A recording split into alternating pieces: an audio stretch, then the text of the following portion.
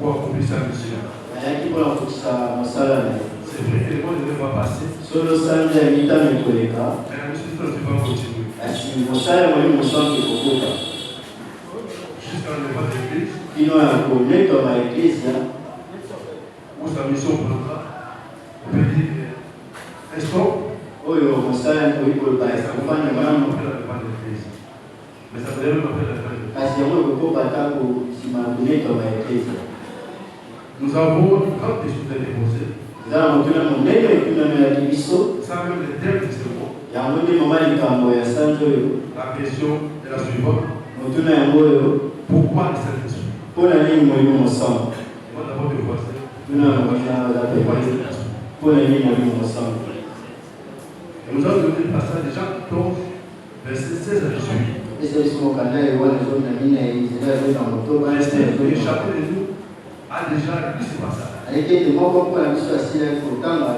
Sinon, vous ne lisez pas maintenant même en aujourd'hui, lorsque je réponds à cette question, déjà le dimanche dernier, je m'ai déjà parlé, il a posé cette question. Lui, il avait développé le Saint-Esprit a fait de nous les temples de Dieu. C'est comme le temple du Seigneur qui va animer. Il a fait de nous les temples de Dieu. Aujourd'hui, nous allons parler sur le Saint-Esprit nous conduira dans toute la vie.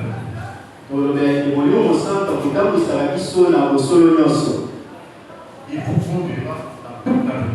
Là, nous prendrons Jean chapitre 16, verset 13. Pour ceux qui voudraient ajouter ce passage, vous pouvez prendre Jean chapitre 14, verset 6. Jean chapitre 15, verset 26 à 27. Romains chapitre 8, verset 18. Galates chapitre 5, verset 18. 1 Corinthiens chapitre 2, verset 10 à 12. Je reprends. Jean chapitre 16, verset 13. Jean chapitre 14, verset 26. Jean chapitre 15, verset 26 à 27. Romains chapitre 8, verset 18.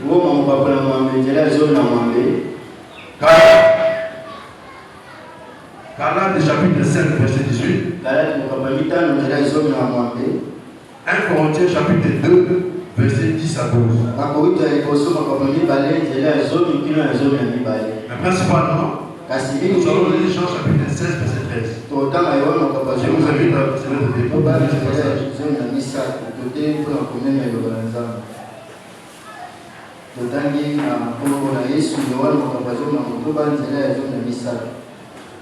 Quand le consolateur sera venu, l'Esprit de vérité, il vous conduira dans toute la vérité, car il ne parlera pas de lui-même, mais il dira tout ce qu'il aura entendu et il vous annoncera les choses à venir.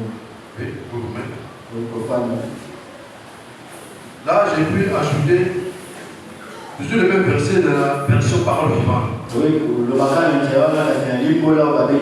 J'ai lu cette version. Là, il est dit ceci.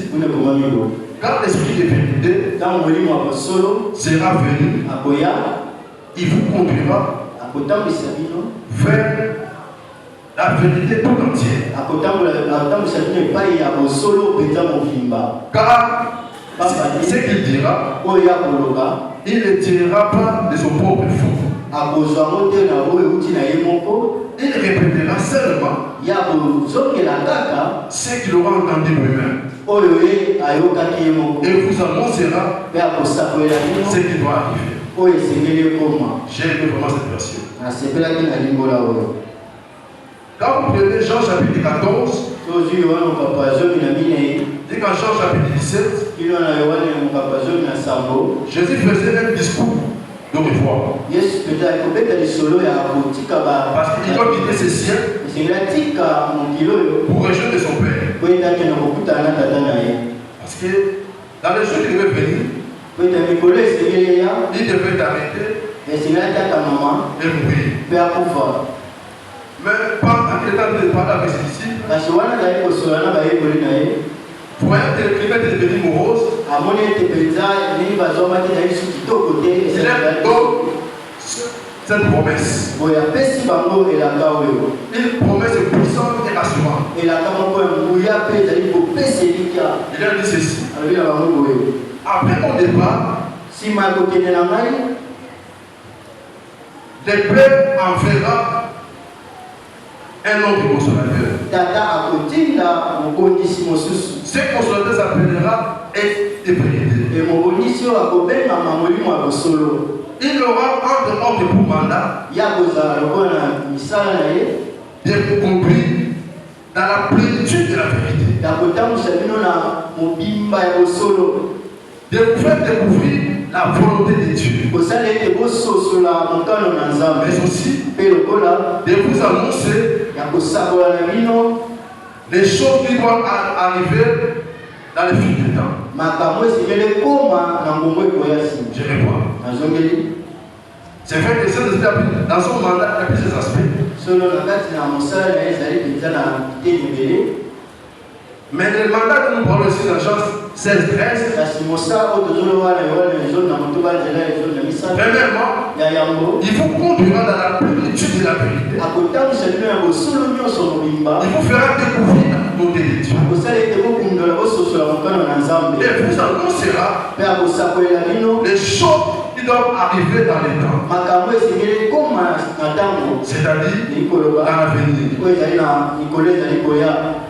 Par rapport à Jean chapitre 16, verset 13, nous aurons pratiquement 4 points saillants. Nous aurons 4 points saillants. Ou 4 vérités. La première vérité. Déjà, quand vous prenez ce que Jésus a dit à ses disciples, il est en train de décliner l'identité du consolateur qui devait venir. Il donne son identité. Jésus l'appelle, il est l'esprit de vérité. Le Saint-Esprit qui viendra, comme titre qu'il devait porter,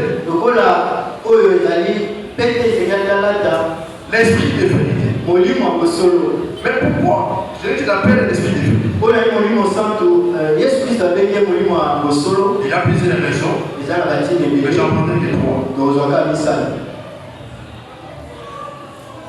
Première raison, c'est Christ lui-même qui nous dévoile que le Saint-Esprit, c'est l'esprit de vérité. Il nous donne son nom. Il a donné aussi le nom du Saint-Esprit. Jean chapitre 14, verset 17. Là, il donne son nom, l'esprit de vérité. Si on peut dire ça rapidement. Jean 14, verset 17. L'esprit de vérité que le monde ne peut recevoir, parce qu'il ne les voit point et ne les connaît point. Mais vous, vous les connaissez, car il demeure avec vous et il sera en vous. Voilà. Je l'ai dit déjà, donne le nom pour le titre que le Saint-Esprit va porter. L'esprit de vérité. Il sera avec vous. Parce que même connu. Mais vous l'avez connu. Parce qu'il est en vous, il marchera avec vous. Mais vous prenez Jean chapitre 16, verset 13. C'est celle de notre enseignement aujourd'hui. Les versets qui se servent de notre enseignement aujourd'hui, les versets. Là, Jésus qui se dit que quand le consolateur sera venu, l'esprit de vérité. Voilà la première raison. Et que Dieu nous donne aussi le droit de connaître l'identité du Saint-Esprit. C'est Christ qui nous rappelle son nom. Deuxième raison, le Saint-Esprit, il procède du Père et du Fils. Il procède du Père et du Fils. Parce que c'est lui qui révèle ce qui est vrai. C'est lui qui révèle ce qui est vrai. Il révèle ce qui est vrai. Parce qu'il est écrit dans Jean chapitre 5, verset 6. Là, il est écrit ceci.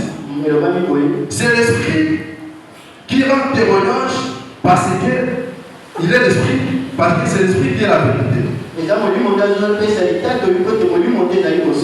C'est l'Esprit qui dit la vérité. Il rend témoignage à la vérité. Il est aussi vérité. Il ne faut pas oublier un jour qui s'avait dit. Quand vous prenez Jean chapitre 14, verset 6, il a aussi décliné son identité. Il a dit ceci: moi Jésus, je suis le chemin, je suis la vérité, et je suis la vie. Les Saint-Esprit aussi, lui aussi de la vérité. Il est la vérité. Dieu le Père aussi est la vérité. Il n'a pas la vérité, mais il est la vérité. Et c'est très important. Parce qu'un jour, Pilate avait posé la question à Jésus. Dans son interrogatoire, il a dit: qu'est-ce que la vérité? Qu'est-ce que la vérité? Donc si Pilate pouvait se compter Jean 14, verset 6, même 1 Jean chapitre 5, verset 6, il pouvait comprendre la vérité. En cas la vérité, c'est égal à la divinité aussi. Et les fils et les Saint-Esprit. La dernière raison pourquoi le Saint-Esprit est appelé l'Esprit de vérité, contrairement au diable, lui il s'appelle le Père du confort. C'est lui le Père du confort. Mais le Saint-Esprit, il est la source même de la vérité. J'ai aimé les mamans dans la deuxième chanson. Si je peux oublier, ils ont chanté, c'est le Saint-Esprit qui nous fait sauter les trésors divins. Les trésors divins. C'est celui qui plonge notre regard dans les trésors divins. Qui est la parole de Dieu. Ça c'était la première raison, le premier point. L'esprit de vérité. L'esprit de vérité. Deuxième vérité par rapport à ce passage, Jésus qui dit ceci: il vous conduira dans toute la vérité. Il vous conduira dans toute la vérité. Pourquoi? Parce que Jésus qui est avec ses disciples, il a compris que si lui part, il devait y avoir un autre comme lui qui devait conduire dans toute la vérité. Et que lui les a enseignés pendant son ministère public. Il n'est pas conduit par le Saint-Esprit. D'abord pour eux-mêmes. En tant qu'humains, ils avaient essentiellement besoin d'être conduits par l'esprit de vérité. Aussi pour leur salut. Quelque part il est écrit: celui qui persévère jusqu'à la fin sera sauvé. Le salut dont on parle dans ce passage est différent du salut que nous avons reçu lorsque nous avons Jésus comme Seigneur Sauveur. Parce que pour notre marche, Nous avons besoin de l'accompagnement. C'est lui qui passera jusqu'à la fin. C'est-à-dire, il va atteindre son objectif. Le problème n'est pas d'être sauvé seulement, mais le problème est de démarcher jusqu'à l'achèvement de ses saluts. Notre salut est en train de courir. Notre salut est en train de courir. Il est fait de conduire par l'esprit de vérité. C'était pour qu'il ait procure la joie et la paix. Parce qu'il ne faut pas oublier. Il avait dit quelque part, Jean chapitre 14, verset 1. Il dit que Dieu pour que ne se trouve point. Croyez en Dieu, croyez en moi. Donc ils avaient aussi besoin de cette paix. La paix qui accompagne tous les jours. Il avait accompagné les disciples, mais qui nous accompagne aussi. La paix continue. Toujours par rapport à ces points, c'est-à-dire le deuxième point, pourquoi il devait être conduit par l'esprit de vérité? Jésus avait compris qu'ils ont également besoin du Saint-Esprit pour la mission qu'il leur a confiée. Il leur a confié la mission. Déjà, quand vous lisez Matthieu chapitre 28, verset 18, je prends le verset 20, il dit à la fin de tout, nous sommes disciples. Il voulait aussi les enseigner à observer tout ce que je vous ai prescrit. Donc ils avaient besoin du Saint-Esprit. Ils avaient besoin de l'Esprit de vérité afin d'accompagner dans la mission. Même aujourd'hui, nous, Église, nous avons besoin de l'Esprit de vérité. Nous accompagner dans le travail missionnaire. Dans le travail missionnaire. Même Paul, quand il était dans la ville d'Éphèse, quand vous prenez Acte chapitre 20, verset 27, là il dit ceci, la grâce de Dieu, par la puissance du Saint-Esprit, il m'a aidé à vous annoncer tous les conseils de Dieu. Il a donné tous les conseils de Dieu. C'était grâce à l'Esprit de vérité. L'Église de Dieu a besoin de l'Esprit de vérité. Afin que ces derniers nous aident à donner tous les conseils de Dieu. À donner tous les conseils. Pourquoi le Saint-Esprit devait être conduit dans toute la vérité? Toujours dans la deuxième question, pour le deuxième point. Parce que Jésus avait compris, pendant les travaux missionnaires, ou dans la vie quotidienne, ils seront confrontés à répondre à plusieurs questions. Ils devaient être confrontés à répondre à plusieurs questions. Et aussi, enseigner autant. Enseigner autant. Nous avons besoin de la conduite du Esprit de vérité. Il y a des questions pendant que nous sommes en train de servir Dieu. Questions qui se posent à nous. Pendant la mission. Elle appelle à répondre. C'est l'Esprit de vérité. Nous aide, à bien répondre à ces questions, mais aussi à enseigner autant. Et c'est très très utile pour ça.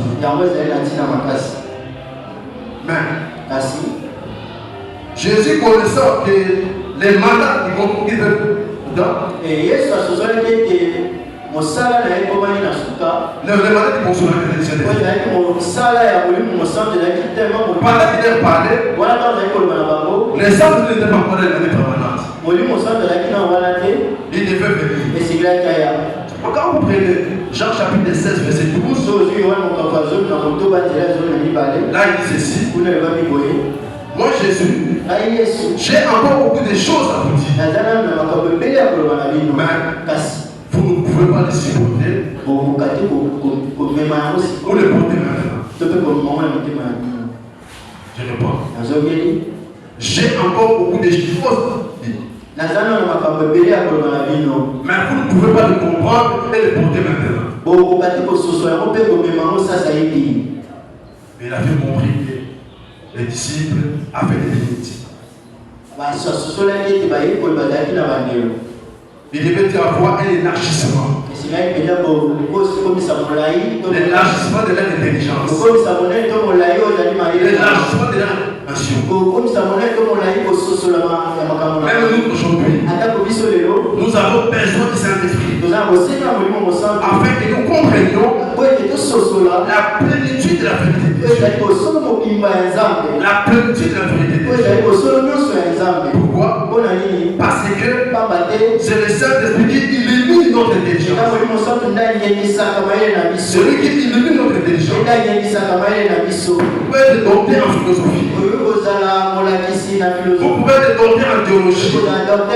Mais si vous n'avez pas le Saint-Esprit en vous, vous n'aurez pas l'illumination de la parole de Dieu. J'ai appris un jour Nicodème, qui est docteur de la loi, qui savait donner l'enseignement.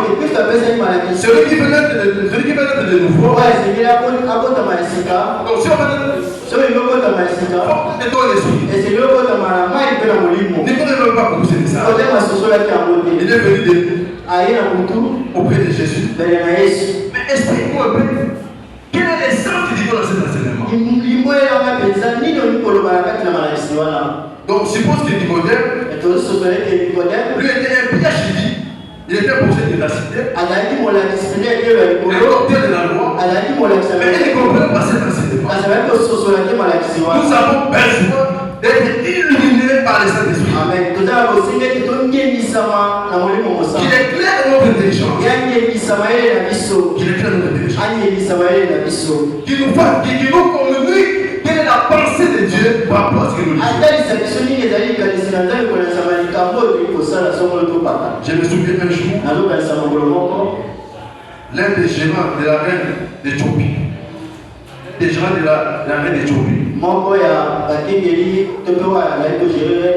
en train de lire un passage d'Ésaïe 53, un passage de 53.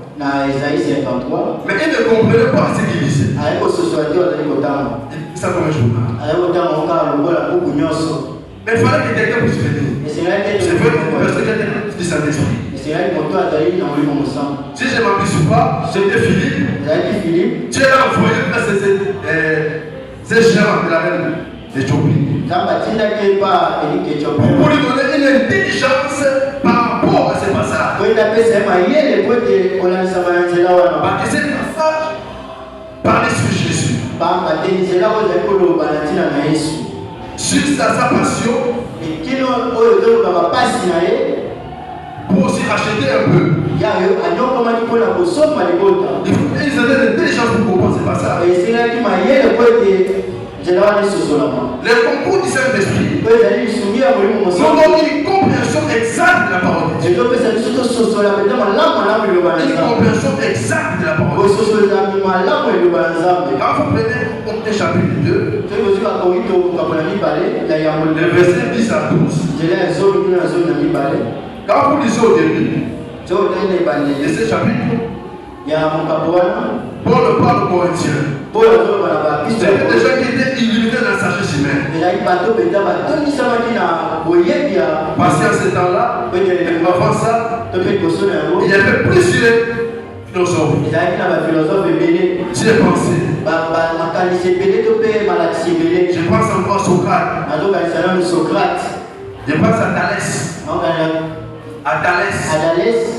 Mais Paul dit ceci. Quand je l'ai devant vous, ce n'est pas la sagesse humaine que je suis venu vous parler. Ce n'est pas par un discours que je suis venu devant vous. Mais j'étais devant vous. C'était avec la puissance d'esprit. C'est le Saint-Esprit qui donne cette pouvoir ou cette puissance. Non, c'est la parole de Dieu. Ce sont des choses que l'œil n'a pas vues. Des choses que les oreilles n'ont pas entendues. Mais qui sont montées dans les cœurs de l'homme. Et Dieu nous a révélé par son esprit. Des choses que nous n'avons jamais appris à l'école. Mais le Saint-Esprit de Dieu a fait monter dans nos cœurs. Nous le prêchons avec assurance. Qui est celui qui connaît la pensée de l'homme? Si ce n'est que l'homme. Mais pour comprendre la pensée de Dieu, il faut être l'esprit de Dieu. Qui est Dieu? C'est celui qui scrute les profondeurs de Dieu. C'est celui qui scrute les profondeurs de Dieu. Parce qu'il y a personne qui peut connaître les profondeurs de Dieu. Mais nous nous enseignons. Nous ne connaissons pas les profondeurs de Dieu.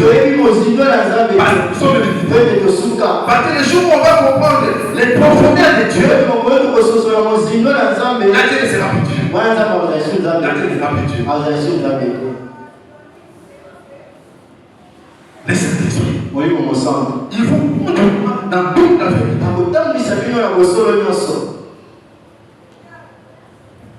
Troisième vérité.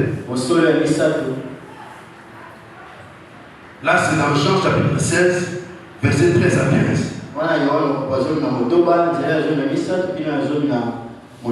Je lis rapidement. Car il ne parlera pas de lui-même,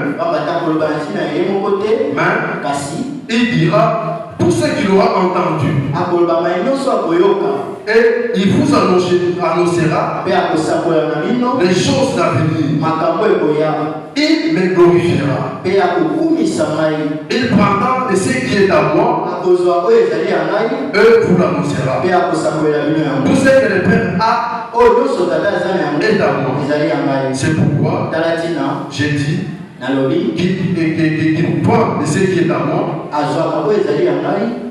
et qu'il vous l'annoncera. Christ nous montre que c'est le Saint-Esprit qui nous aide à comprendre les messages du possible, les paroles de Dieu. Il prendra de ce qui est à moi et vous l'annoncera. N'est-ce pas qu'il est dit? Heureux ceux les petits qui ont reçu la révélation de Dieu. Parce que les temps de ce monde ne l'ont pas connu. Heureux les petits, heureux les pauvres qui ont reçu la vérité de Dieu. En fait, Jésus-Christ voulait montrer à ses disciples et c'est le Saint-Esprit qui fallait aider à comprendre les grands plans rédempteurs de Dieu. À comprendre les grands plans rédempteurs de Dieu. Parce que Dieu a un plan qu'il avait conçu de toute éternité.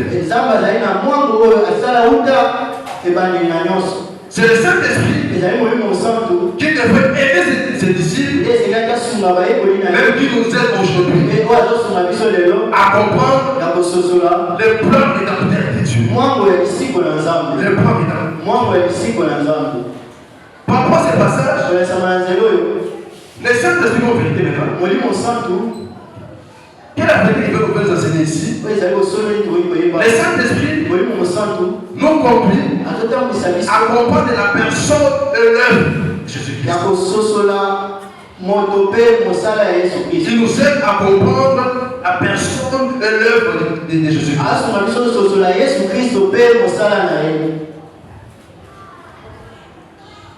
Il vient éclairer notre intelligence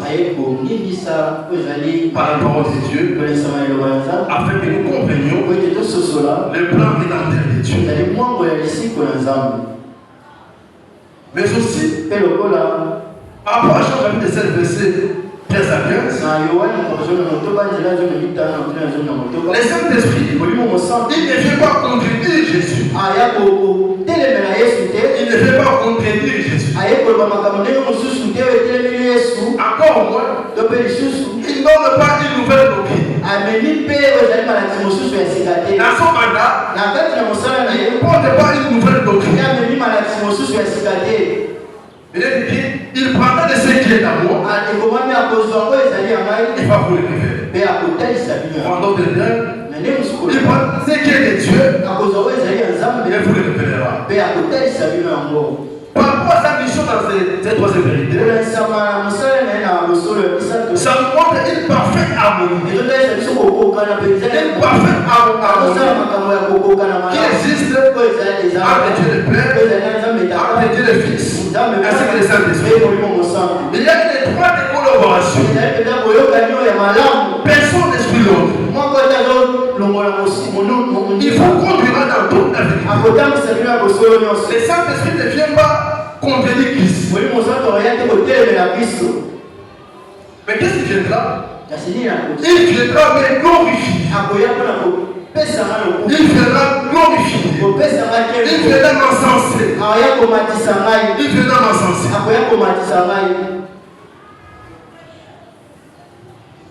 L'esprit de vérité, par rapport à l'œuvre de Christ, viendra nous aider à comprendre pourquoi Jésus-Christ était venu au monde. L'incarnation de Jésus. Pourquoi il était venu au monde? Un autre aspect, le Saint-Esprit nous aidera à comprendre pourquoi Christ devait mourir, pas de la maladie, pas d'un accident, mais il devait mourir à la croix. Le Saint-Esprit va nous aider afin que nous comprenions les centres de l'œuvre de Christ. Mais aussi, le Saint-Esprit va nous donner une certaine lumière afin que nous comprenions pourquoi Jésus est ressuscité. Pas le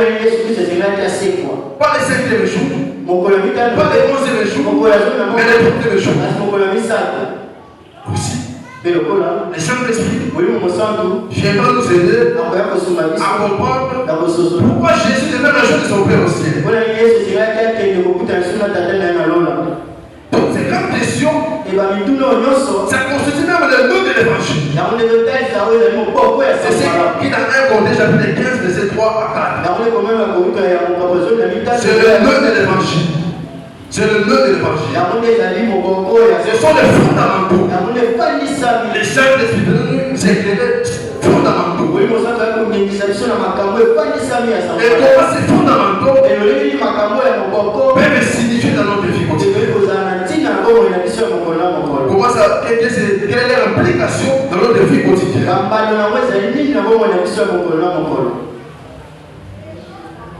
L'esprit de vérité, il viendra pour me glorifier.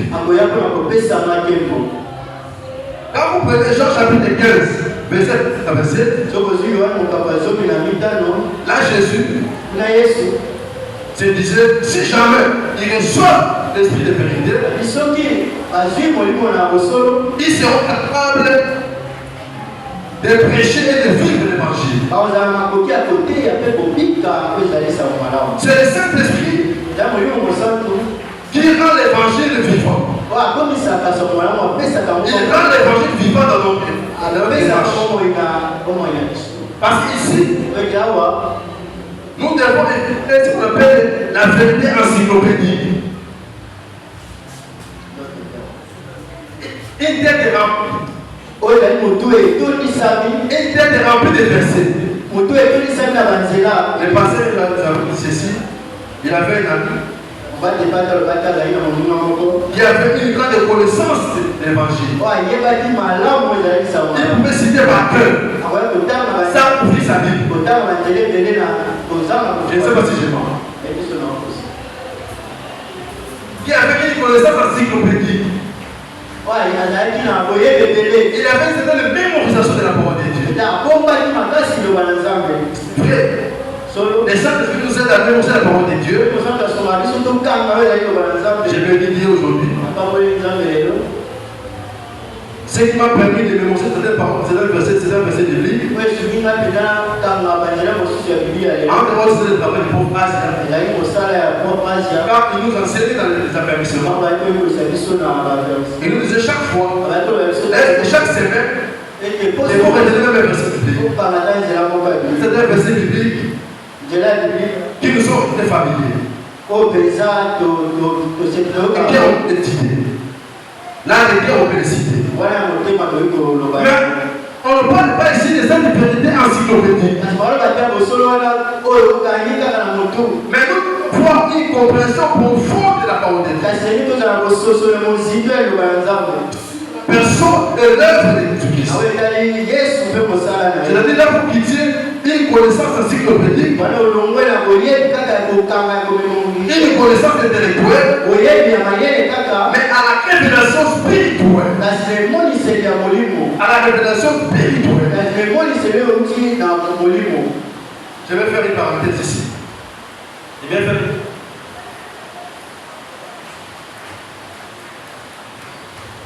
Merci.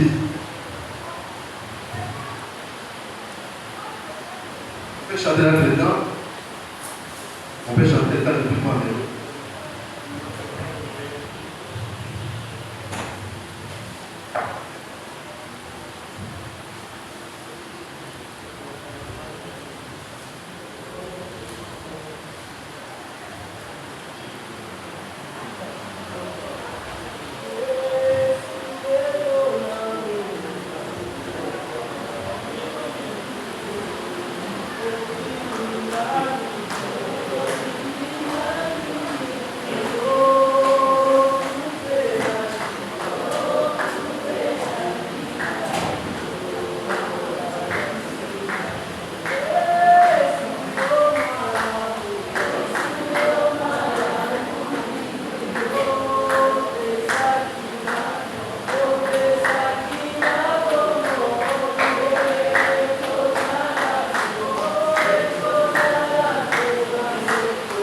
Merci Jésus.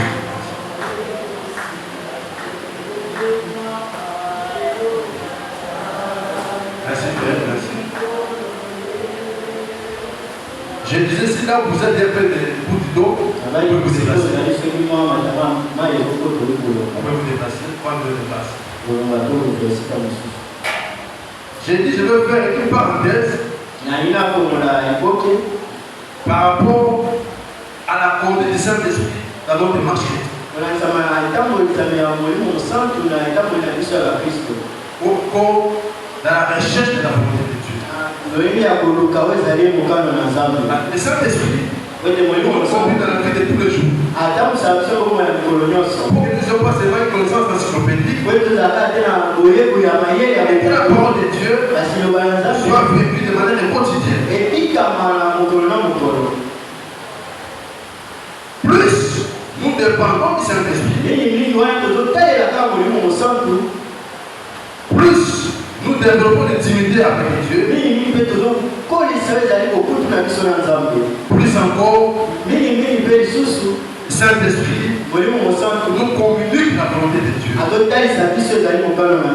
pour nos propres vies. Parce que la parole de Dieu est devenue familière avec nous. Si la parole de Dieu devient familière, là, le Saint-Esprit, vous comprenez pour des facilités. Parce que, pour commencer à comprendre la forme et l'œuvre de Jésus-Christ. Dans notre vie de tous les jours, devant une situation, pendant que vous êtes en train de prier, pendant que vous êtes en train de méditer la parole de Dieu, le Saint-Esprit, il peut donner un passage biblique qui vient éclairer votre situation. Il vient éclairer votre situation. Mais ici, je dis encore, même le passage avec Le Saint-Esprit nous rappelle que ce que nous avons déjà lu. C'est vrai aussi. Il peut aussi déroger à cette partie. Parce qu'il est souvent. Il est souvent. Il peut estimer que pour votre bonheur, pour votre problème, par rapport à votre situation, un passage que vous n'avez jamais lu, ou vous n'avez jamais entendu, que ça puisse passer par votre esprit. Ça soit une réponse à votre problème. Mais aussi, pendant que vous êtes de dire la parole de Dieu, de livre de la parole de Dieu, le Saint-Esprit de Dieu peut commencer à vous parler afin de s'effacer quelque chose de familier par rapport à votre situation. C'est comme ça que le Saint-Esprit nous éclaire par rapport à la parole de Dieu. Et généralement, sont des témoignages viennent d'une conviction intérieure. Ça vient d'une conviction intérieure. Nous ne devons pas oublier. Dieu nous a doté d'une gendarme. Nous a donné une gendarme. À part le Saint-Esprit, nous avons aussi la conscience qui nous dit de faire les deux priorités. Il a tout dit maintenant. Mais avec le Saint-Esprit, il vient renforcer le travail de cette gendarme. Et la conscience. Le Saint-Esprit nous donne la conviction intérieure. Par rapport à une direction, par rapport à un jour à opérer, la paix intérieure, la paix intérieure. J'ai expérimenté la conduite du Saint-Esprit dans ma vie par rapport au choix de mon épouse. Il s'appelle Béatrice. Elle peut s'appeler de va acclamer Jésus. C'est Dieu qui m'a aidé à faire ces choix. C'était la conduite du Saint-Esprit. Parce que prier pour elle, j'ai ressenti la paix de Dieu. C'était pas une paix saisonnière, mais une paix qui dure dans le temps. Quand votre paix est saisonnière, là ce n'est pas une condition intérieure, mais une paix qui se stabilise dans le temps. Mais aussi des concours de circonstances qui s'associent à cette paix.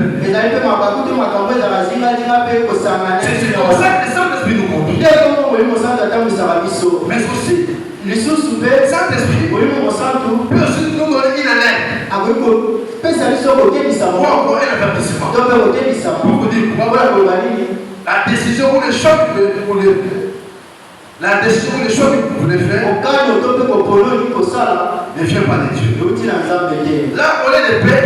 Vous serez dans tous les trous. C'est pas d'aller l'informer d'écrire ceci. Tout ce qui n'est pas fruit de la conviction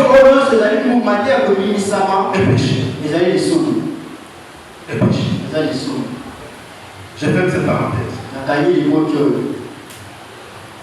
Le Saint-Esprit, nous sommes tous dans la dose de vérité, il n'attire pas la gloire vers sa propre personne. Mais le Saint-Esprit, il vient pour glorifier Christ. Pour que notre attention christocentrique. C'est pas l'homme qui doit être élevé. Ou encore moi le Saint-Esprit. D'ailleurs, le Saint-Esprit est discret. Il est discret. Il vient seulement encenser. Il attire les regards vers Jésus. Il attire les regards de l'église vers Jésus. Il attire les regards des païens vers Jésus. J'espère qu'il est écrit. C'est lui qui convaincra les mondes du pays. De la justice et du jugement. C'est pourquoi il est écrit. Tout péché sauf le péché contre le Saint-Esprit. C'est-à-dire, dans le Saint-Esprit, vous convainc que vous êtes dans la perdition, mais que vous refusez de manière délibérée à donner votre vie à Christ. Ces péchés restent pardonnables. Ces péchés restent pardonnables. Il attire les regards vers Jésus. Quand l'Esprit de vérité viendra, il le glorifiera. Il le glorifiera. Le Saint-Esprit, il met en avant Jésus. Et dans ce monde opératoire, il est cette petite voix-là qui souffle nos oreilles, les oreilles de notre cœur. Il part calme. Il ne postule pas. Il ne postule pas le Saint-Esprit. D'ailleurs, là il est écrit, il nous conduira. Il nous conduira. Il ne sait pas par force. Il laisse que vous puissiez faire une association avec nous. Et que vous marchiez avec nous. Vous marchez avec nous. Le Saint-Esprit, à partir de la Pentecôte, il a aidé finalement les apôtres à comprendre les manières les plans rédempteurs de Dieu. Les plans rédempteurs de Dieu. À partir de là, ils ont commencé à marcher avec confiance, avec obéissance, et ils se sont mis à prêcher ce que Christ les avait donné. Et d'ailleurs, on verra ça, cette sera le dimanche de Pâques. Ils ont commencé à prêcher, et ceux qui prêchaient, ils ont mis ça par les et là, ils ont commencé à expliquer l'œuvre de Dieu, l'œuvre de Jésus-Christ. C'était ça la mission d'Esprit de vérité. C'était ça la mission d'Esprit de vérité. Accouché par écrit. Les enseignements de l'Évangile. Pour votre information, pendant les 3 ans que Christ est avec les disciples, tous les enseignements, ils n'avaient pas un enregistreur. Ils n'avaient pas un support médiatique. Pour enregistrer tous les enseignements que Christ avait. Ils n'avaient pas ça. Mais comment il devait écrire cette parole? Quand on prend seulement le Nouveau Testament, on a 27 livres. D'ailleurs, les premiers écrits du Nouveau Testament, si je ne m'abuse pas, c'était en l'an 49. Au Christ, il est monté aussi à l'an 33. Il fallait attendre 16 ans après pour que les premiers écrits se soient accouchés. C'était l'œuvre de l'Esprit de vérité. Celui qui dictait les paroles que les disciples devaient accoucher. Parce qu'il est écrit dans Jean chapitre 15, il prendra de ce qui est à moi et vous l'annoncera. C'était un travail quotidien. L'œuvre de l'Esprit de vérité. Il se mettait à écrire tout ce que Christ avait enseigné. Et ce sont les jours ou la nuit. Un travail fastidieux. Un grand travail que le Saint-Esprit avait arraché. Il continue à battre jusqu'au jour d'aujourd'hui. Il devait écrire les canons bibliques. Et c'était les canons de l'Ancien Testament. Il devait écrire les canons du Nouveau Testament. Quel travail! Il vous conduira dans la plénitude de la vérité. Et les apôtres,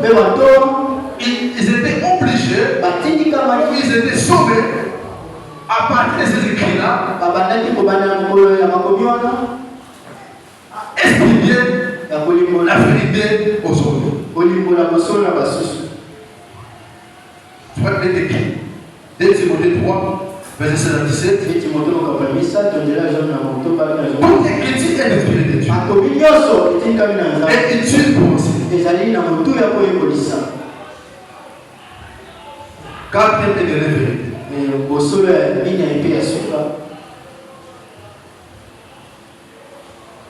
L'esprit de vérité vous annoncera les choses à venir. L'esprit de vérité vous annoncera les choses à venir. Là, nous avons des orientations. L'esprit de vérité, il était venu et il est déjà là pour éclairer l'église en ce qui concerne la fin. En ce qui concerne la fin. Donc, des horloges spirituelles, c'est Israël. Nous devons tout être formés. Comment marche ce peuple de Dieu? 1948, Israël a été reconnu comme un État souverain. Et dernièrement, Israël était confronté à l'Iran. C'était très important.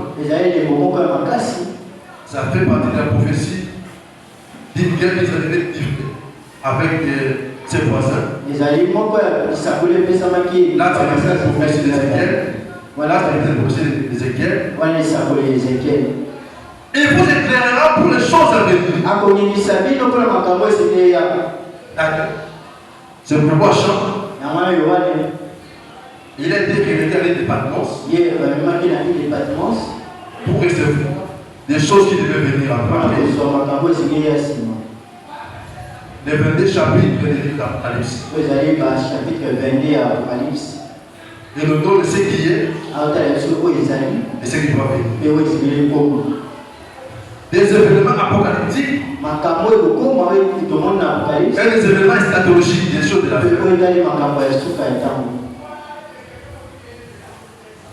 Deuxième orientation, par rapport aux choses à venir, le Saint-Esprit, l'Esprit de vérité, quand il nous révèle des choses à venir, quand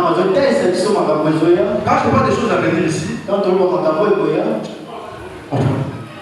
je ne parle pas de votre mort prochaine ou de votre mariage prochain. Non, non. Mais cette révélation qui est contenue dans la parole de Dieu, c'est pas pour susciter la peur, pour préparer les croyants à affronter l'avenir avec assurance. Pour que nous affrontions l'avenir avec confiance. Sachant que Dieu tient l'histoire entre ses mains. Il tient l'histoire entre ses mains. Il a écrit dans Genèse chapitre 1 et aussi chapitre 1. Conclusion.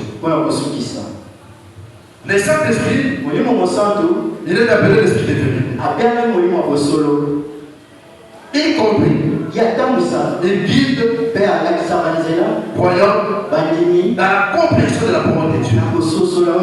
C'est-à-dire toute la vérité. Troisièmement,